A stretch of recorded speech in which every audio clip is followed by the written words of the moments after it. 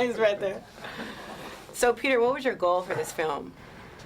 I don't ever have a really specific goal. I just kind of follow my instincts. I didn't want to make something that felt so political that people felt they were having spinach rammed down their throat. I wanted people to be affected by a piece of entertainment. I wanted them to be involved and scared and thrilled and emotional. And I felt that if I could accomplish all that and maybe get them thinking about the politics of the region a little bit, that would be a successful experience. Okay. What attracted you to the script? It was an idea that I had about 5 years ago when I read Louis Freeh's book. Do you know who Louis Freeh was? I don't. Louis Freeh was the director of the FBI when 9/11 happened, and he wrote a book called My FBI. And he wrote about an attack that happened in 1997, a real attack in Saudi Arabia at a Western housing compound, a place called the Khobar Towers. And 19 Americans were killed, and hundreds of Americans and Arabs were hurt. And he was the head of the FBI when this happened, and he sent a team of FBI agents to Saudi Arabia. And Saudi Arabia is a really different country than our country. It's where Osama bin Laden comes from.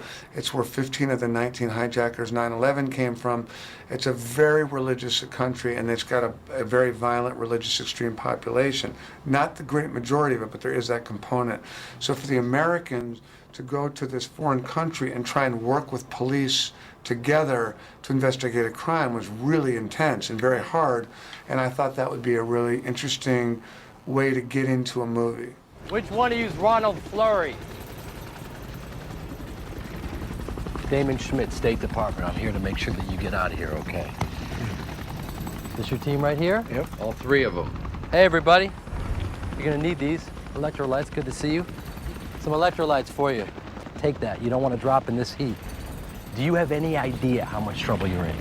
My boss hates you. He's furious. You get back home, you're done. If you make it back home. Now, here comes the prince. You hold on to his hand and you make sure you don't let go of it till he does, okay? Let's get, we gotta dial down the boobies. We need to cover these situations. No verbal response. All right, everybody, here we go. Your Excellency, Special Agent Fleury of the Federal Bureau of Investigation and his colleagues. Okay.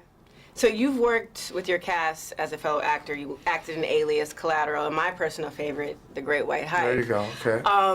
Did this have any influence in casting at all?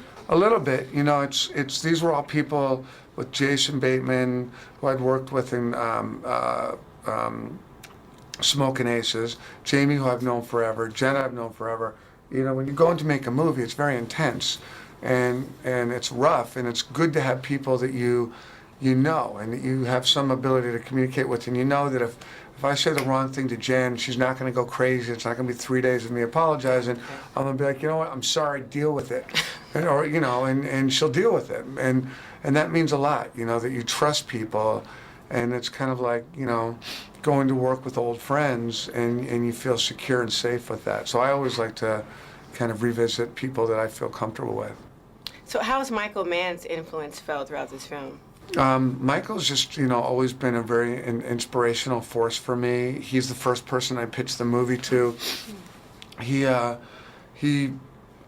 someone that I can call at any time of the day or night and ask him to come down and look at a scene if I'm having trouble cutting something, or, I'm not sure about music, or, he's always there with a really strong opinion.